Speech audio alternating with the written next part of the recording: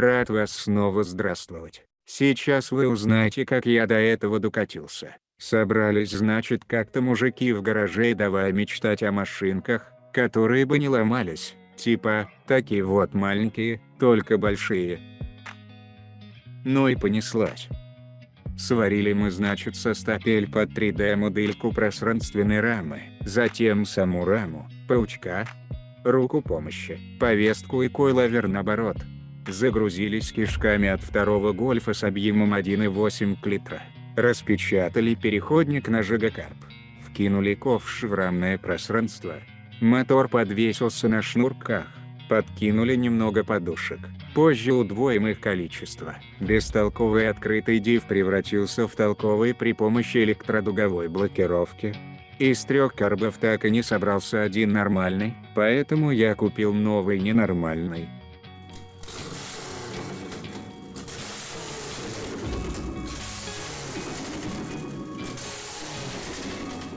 Следующие 2 месяца была скучная рутина с мелочевками. Результат. Первая версия красной багги. В прыжках эта поделка оказалась лягушкой. В грязи карабкалась намного лучше, чем отрабатывала прыжки. Пип. Блять, не успел. К тому моменту я уже заебался возить с собой отвертку для дорегулировки карба, а на этой луже эта поебень залилась, затроилась и пошла нахер вместе с мотором, вот к этой стенке. Поэтому я нашел бескарбюраторного донора и подготовил новый мотор к установке по ускоренной программе. Оставалось отделить от мотора все лишнее и закинуть этого красавца в рамное пространство. Пришлось подрезать чутка труб и сварить немного сраных креп. Под шумок я решил вскрыть газ-елевский аморт и сделать из него койловер в самодельном корпусе. Прыжки теперь казались намного приятнее. Этот конфиг я называю второй версией. Тут нормальный 2-литровый мотор на 150 сил, 26-дюймовые колеса и, как оказалось, вследствие конченной рульёха, аморты, вся морда и педопривод. Почему с рулёха оказалась конченной, смотрим далее. Порядка 30 закусываний за 2 часа гонки. Саня не сдается, пару минут осталось. 10 минут осталось до конца мероприятия, ребят. Отмучайся, Саня, давай. Саня отмучался, дал и ушел. Ушел думать, чем лучше отрезать к хуям все нерабочие куски багги, заставить передние колеса крутиться, а подвеску работать. Для начала очистим разум.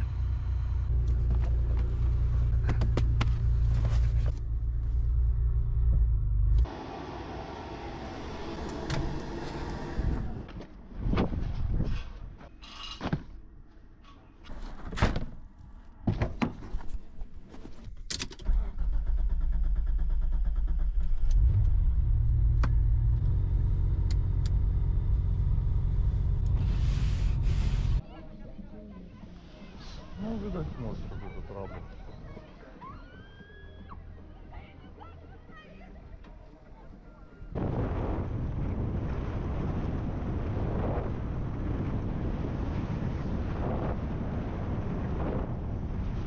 Итак, все черное на этом фото — это кусочек багги версии 3.0, тут у нас 28 тапки, новые передние аморты на базе Ford F-150, новые рычаги, новые кулаки и полуоси, редуктор от BMW.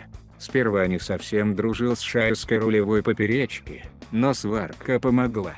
Чтобы дать этому редуктору момента, нужна 13-килограммовая регулировочная пластинка, чтобы убрать зазор между КПП и раздаткой от Mitsubishi RVR.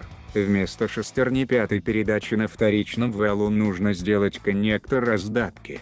Далее можно насверлить дырок и обрезать все лишнее, скинув 6 кило. Можно и примерить готовый узел. Примерил я также кованые диски и солянку из карданов и подвесных, чтобы связать новый узел и передний редуктор. А теперь немного магии. Да, это электроусиливатель руля с 2 режимами работы, для подключения которого нужно лишь подать силовые плюс и минус, а также один управляющий плюс. Установил я его неспроста. Рейка таки осталась в версии баги 2.0, в новой версии у меня редуктор от Нивы плюс укороченные рулевые сошки от Вага, итого от края до края у меня 1,5 оборота руля, что требует больших усилий, но не с Эуром. Так как случилась зима, нужно сшить подарки для голых койловеров, про которые можете посмотреть вот в этом видосе. Так-то лучше, продолжаем. Воткнем багет в текстуры и начнем обзор, видео же обзорное. Тут у нас ступицы Passat B3, полуоси удлиненные, свет Салика, лебедка 3500, редуктор BMW E91. Плоское дырявое днище.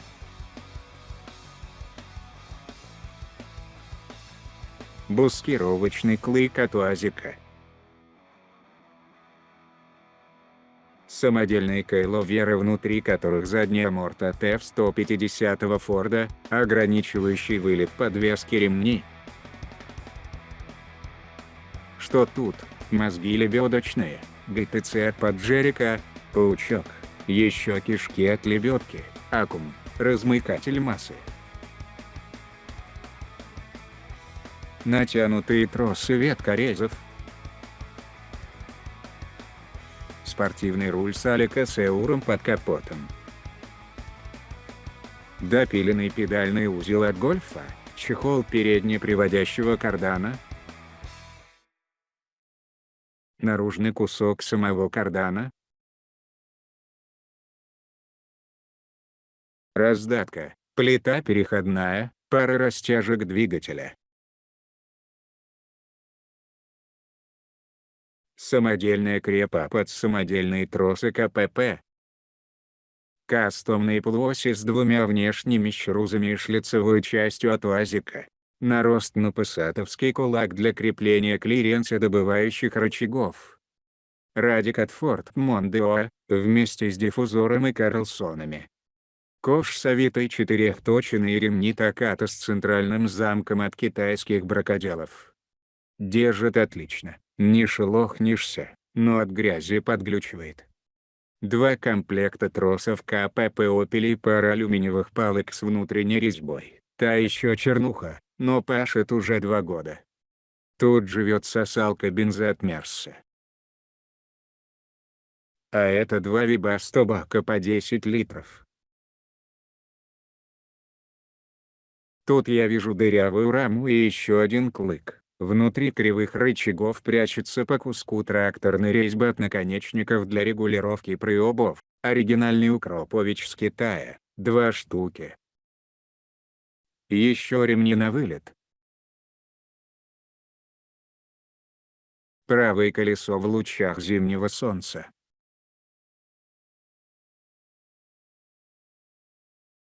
Ноги от Лехи. Про интерьер, тут экранчик, который показывает степень проебанности другого багета. Слева у нас дефлектор задних ароматизаторов и циферблат давляка в них. Палка настройки рулевой колонки. Заваренная бибикалка. Выключалка звука мотора. Включалка сосалки звука. Незаваренная бибикалка. Тяжесть руля. Индикаторы пиздеца зарядки и мотора. Свет, свет, свет. Ни свет, ни свет, ни свет. Призвать Леху. Отозвать Леху. Не пашет.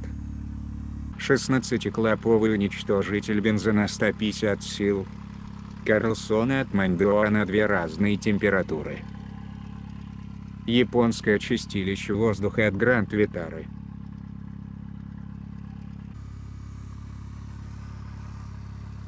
Обратка и подача из Webasto боков. Одна из 3 лап мотора.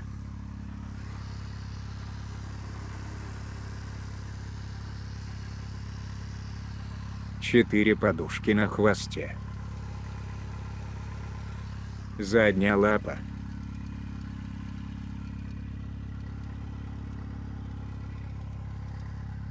Две жига подушки, 2 газ-ель.